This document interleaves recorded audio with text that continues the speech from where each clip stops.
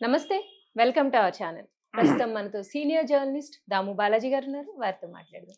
Sir నమస్తే sir. నమస్తే. మోహన్ బాబు పరారీలో ఉన్నారు అని పోలీసులు ఇప్పుడు చెప్తున్నారు సార్. కానీ నిన్న మోహన్ బాబు గారు ట్వీట్ చేస్తూ నేను పరారీలో లేను, అందుబాటులోనే ఉన్నాను అని ఆయన ట్వీట్ చేశారు.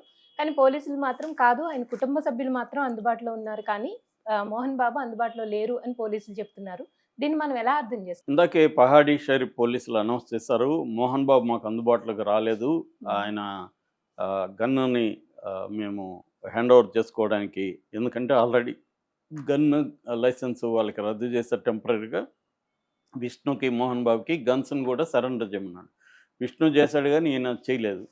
సో ఈయన్ని అడిగితే మేము మీతో ఎట్లాగో విచారణ నన్ను చేయాలి కదా! మీరు విచారణ సందర్భంగా నేను చేస్తాను అన్నాడు గానీ, వీళ్ళు లేదు మాకు గన్ను చేయాల్సిందే అన్నప్పుడు ఆయన అందుబాటులోకి రావట్లేదు. అంటే ఆయన ఆచూకీ ఎక్కడుందో తెలీదు మాకు అని ఇందాక పోలీసులు అనౌన్స్ చేశారు. యాక్చువల్‌గా గత 2 రోజుల నుంచి మోహన్ బాబు పరారీ 5 టీములు వెతుకుతున్నాయని వార్తలు మీడియాలో వచ్చాయి. కానీ మోహన్ బాబు దాన్ని ఖండిస్తూ నేనెక్కడికి పారిపోలేదు. ఇంట్లోనే వైద్యం తీసుకుంటున్నాను. అనారోగ్యంతో ఉన్నాను. సో, అట్లాగే నా బెయిల్ గూడా ఆహ్, రిజెక్ట్ అయిందని జెప్పారు. యాంటిసిపేటరీ బెయిల్ రిజెక్ట్ కాలేదు. సో, నిజాలు తెలుసుకొని రాయండి మీడియా వాళ్ళు. అబద్ధాలు ప్రచారం చేయకుండా నిన్న చెప్పాడు. కానీ మరి ఇందాక పోలీసులు ఏమనిచ్చారు? మాకాయన అందుబాటులోకి రావట్లేదు.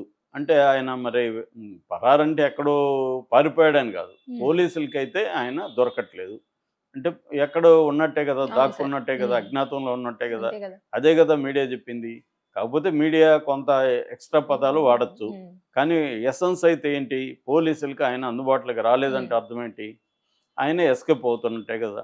సో, మరి ఆయనేమో నేను ఎస్కేప్ అవ్వట్లేదు, ఇంట్లో ఉన్నానంటారు. మరి పోలీసులేమో ఈ దొంగ పోలీస్ ఆటలాగా అయిపోయిందిది. మధ్యలో మీడియాని బ్లేమ్ చేస్తున్నారు మోహన్ బాబు. మీడియా ఏం చేస్తుంది? పోలీసులు చెప్పిందని రిపోర్ట్ చేస్తుంది మీడియా. సో, ఆయన మరి అందుబాటులో ఉంటే పోలీసులు ఎందుకు ప్రకటిస్తారు? అది మేజర్ ప్రాబ్లమ్. అయితే ఇక్కడ కొన్ని డెవలప్‌మెంట్స్ అయితే మనం చెప్పుకుంటే డిసెంబర్ 10న మోహన్ బాబు విలేకరుల మీద, మీడియా మీద దాడి చేశాడు. అందులో రంజిత్ అనే టీవీ9 విలేకరికి ఇక్కడ బోను 3 చోట్ల ఇరిగింది. ఆయనకి చిన్న రాడ్డేశారు అక్కడ. టీవీ5 విలేకరుల మీద కూడా దాడి చేశాడు. వాళ్ళకి కూడా గాయాలు తగిలాయి. దీంతో వీళ్ళు ఆయన మీద హత్యాయత్నం కేసు పెట్టాలని డిమాండ్ చేశారు. ముందుగా అయితే 118 వాలంటరీగా హత్య చేయడం అనే సెక్షన్ పెట్టారు. బిఎన్ఎస్ భారతీయ న్యాయ సంహిత. దాని తర్వాత ఈ ప్రెజర్ రావడంతో పోలీసులు 109 పెట్టారు. 109 అంటే అటెంప్ట్ టు మర్డర్, హత్య చేయడానికి ప్రయత్నించడం, హత్యాయత్నం. సో, ఆ సెక్షన్ కింద పెట్టినప్పుడు అది నాన్ బెయిలబుల్. దాంతో ఈయన ఏం చేశాడంటే 438 కింద బెయిల్ కోసం, యాంటిసిపేటరీ బెయిల్ కోసం హైకోర్టులో వెళ్ళారు. ఈయన తరపున మామిడి అవినాష్ రెడ్డి పిటిషన్ వేశాడు. అక్కడ అది జడ్జి గారు వచ్చి జస్టిస్ కె లక్ష్మణ్ బెంచ్ దగ్గరికి వెళ్ళింది. ఆయన దాన్ని పెండింగ్లో ఉంచారు. అంటే మామూలుగా ఇలాంటి బెయిల్ పిటిషన్ ఏమో కౌంటర్ అడుగుతారు పోలీసుల్ని. దాదాపు 8 మంది ఏమో వీళ్ళు ప్రతివాదులుగా కూడా చేర్చారు దాంట్లో.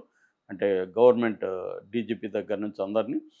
సో, వాళ్ళకి నోటీసులు వెళ్తాయి. వాళ్ళు బెయిల్ ఈయనకి ఇవ్వద్దని వాళ్ళ ఆర్గ్యుమెంట్స్ ఉంటాయి. ఇవన్నీ జరగాలి బెయిల్ అంటే. బెయిల్ ఎప్పుడు బెయిల్ ఇస్తారు, ఎప్పుడు బెయిల్ ఇవ్వరు అనేదానికి జనరల్‌గా ఏముంటదంటే, ఈ బెయిల్ ఇస్తే ఈ వ్యక్తి సాక్షుల్ని బెదిరించొచ్చు, లేదా ప్రలోభపరచొచ్చు, లేదా సాక్ష్యాధారాలను తారుమారు చేయొచ్చు, లేదా ఫ్లైట్ రిస్క్ పారిపోవచ్చు విదేశాలకి అని 3 కండిషన్‌లలో జనరల్‌గా బెయిల్ వద్దని వీళ్ళు చెప్తారు. అయితే ఆయన ఈ 3 నేను చేయను, నేను దీనికి కోఆపరేట్ చేస్తానన్నప్పుడు బెయిల్ వస్తుంది మామూలుగా. సో, అయితే నాన్ బెయిలబుల్ కేసుల్లో యాంటిసిపేటరీ బెయిల్ రావడం కొద్దిగా డిఫికల్ట్. రెగ్యులర్ బెయిల్‌కి ఏసుకోవాలి.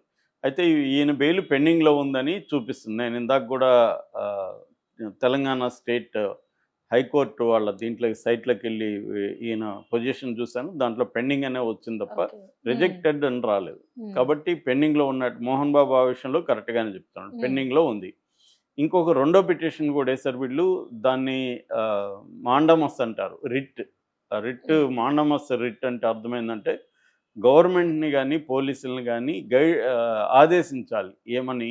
ఏదైనా పని చేయమనో చేయొద్దనో ఆదేశించమని కోర్టును అడిగేదాన్ని మాండమస్ రిట్ అంటారు. ఈయన తరపున నాగేష్ రెడ్డి అనే ఒక అడ్వకేటు ఈ పిటిషన్ ఫైల్ చేశాడు, రిట్ ఫైల్ చేశాడు. జస్టిస్ జేబి విజయసేనారెడ్డి బెంచ్కి ఇది వెళ్ళింది. అందులో మోహన్ బాబు అండ్ విష్ణు ఇద్దరు వాళ్ళు పిటిషనర్లు. ఈ ఇద్దరు పిటిషన్లు అడిగింది ఏంటంటే, ఇట్లా మాకు సెక్యూరిటీ కల్పించమన్నాము. మోహన్ బాబు అడిగింది ఏంటంటే, నా చిన్న కొడుకు నుంచి కోడల నుంచి నాకు మిగతా కొంతమంది అసాంఘిక శక్తుల నుంచి నాకు థ్రెట్ ఉంది, నేను పోలీసుల్ని సెక్యూరిటీ కల్పించమంటే పోలీసులు కల్పించట్లేదు, కల్పించమని మీరు ఆదేశించండి అనేది వాళ్ళు చెప్పింది. అట్లాగే మీడియాని కానీ మనోజ్ని కానీ మా ఇంటికి రాకుండా అడ్డుపడమని పోలీసులకు చెప్పండి అనేది వాళ్ళు వేసిన ఇది. అది కూడా దానికి మాత్రం ఆదేశాలు విజయసేనారెడ్డి గారు ఇచ్చారు. ఏమని, ఎవ్రీ 2 అవర్స్కి సర్వైలెన్స్ ఉండాలి, వీళ్ళ ఇంటి దగ్గర ఎవరిని రానికుండా చూసుకోవాలి. ఫస్ట్ అయితే పోలీస్ పికెట్ పెట్టమని వీళ్ళు డిమాండ్ చేశారు.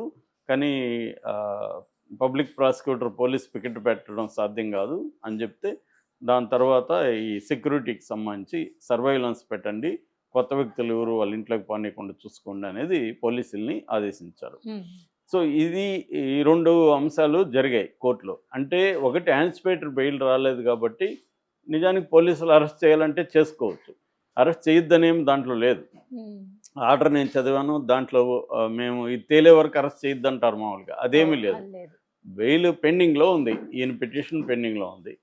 కానీ పోలీసులు ఏమన్నారు, ఈ లోపల ఆయన విచారణకు రమ్మన్నారు. ఆయన ఏం చేశారు, హాస్పిటల్లో జాయిన్ అయ్యారు. నాకు హెల్త్ బాగాలేదు, అది కూడా ఈ రిట్లో వాళ్ళు అడిగారు.